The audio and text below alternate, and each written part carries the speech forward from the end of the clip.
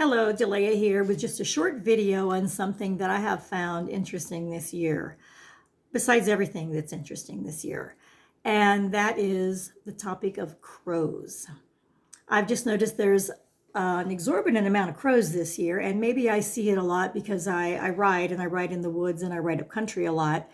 But I actually got online and looked it up, and there were several articles that covered the issue of crows this year and how many there are, especially in urban areas. And I thought, there's more population. Maybe this means that crow medicine is something that needs to be looked at. So I looked it up on the internet, and the Native American practice of animal medicine embraces the idea that when an animal crosses your path, either in real life or in your dreams, that it has a message and it has the power to heal by bringing aspects of ourself to consciousness. So things that we have hidden, an animal that appears in your life may have a message to bring it up and pay attention to it. In many Native American tribes, the crow is revered as the sacred keeper of the law, an oracle of divination and magic, and a symbol of rebirth and change. Now, when they're talking about them being law, they do say it's sacred law. It's not, do's and don'ts and man's law, but it's more of a sacred law on what is truly right and wrong to the heart and soul of humanity, to the good of those around you. They're also powerful spirit guides, and their message of medicine should not be ignored despite negative myths surrounding crows. And there's a lot of them. A lot of people think they're a bad omen, a harbinger of death. A lot of hunters don't like them because when they're hunting, crows will warn that there's an intruder in the woods. And so the animals tend to scatter. And I think it's interesting that groups of crows are called a murder. And if it's looked upon as a bad omen or a harbinger of death, I guess they would consider a whole bunch of them together to be a little bit scary and freaky. But I think metaphorically that we would look at it as there's so many things that is out there that we don't understand. Maybe they have a bad rap. We've been taught to be afraid of them or it.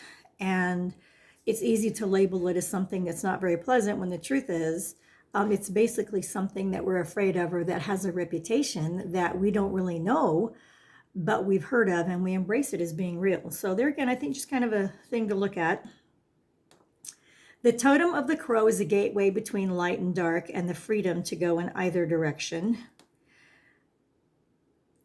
Some teach that crow medicine is found in the shadows, and they are also considered extremely intelligent. And I find that interesting because I think that in the shadow, our shadow of our consciousness and our darker side, I think if we take intelligence into there with it instead of just wandering aimlessly within the shadow, I think that we can come to truths and come to understanding on things that we do keep in the shadow and our shadow side.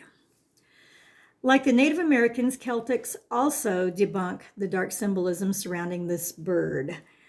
The Celtic crow symbol stands for individuality, prophetic knowledge, and a complete disregard for what others think. And I find that interesting because this year everybody's, not everybody, a lot of people feel really emboldened to say whatever about whenever and whoever.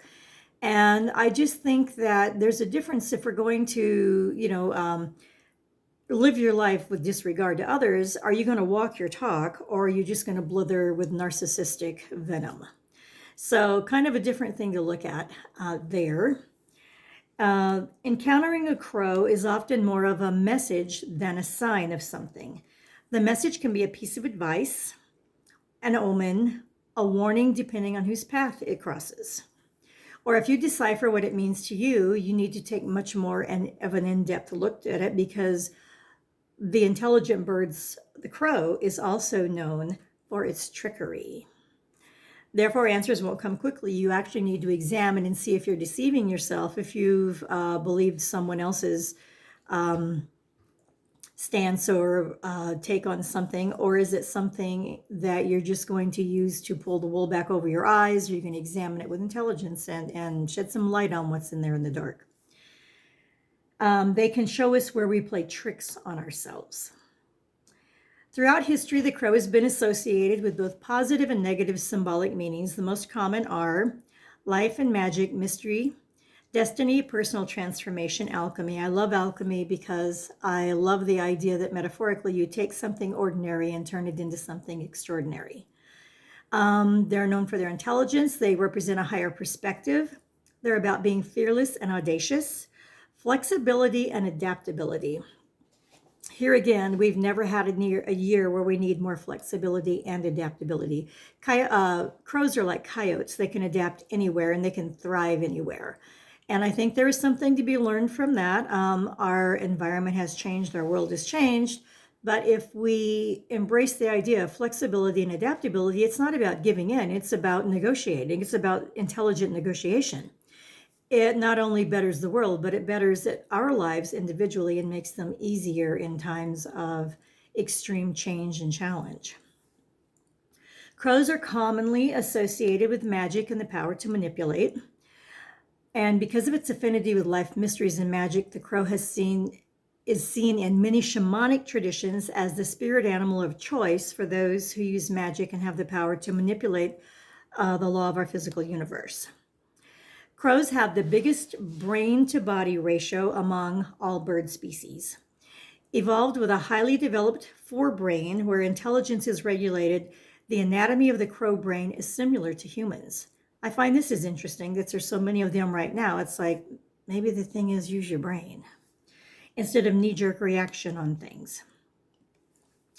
So this is my little take on what's happened this year in 2020 with all the crows.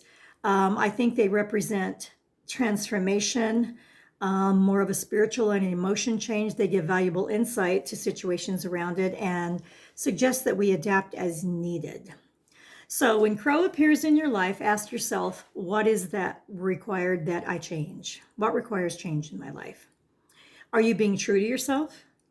Are you seeing in the dark the same as you see in the light?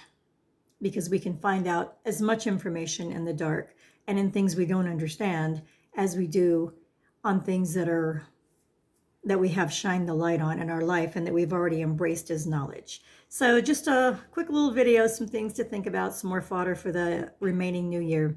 Take care and have a great new year.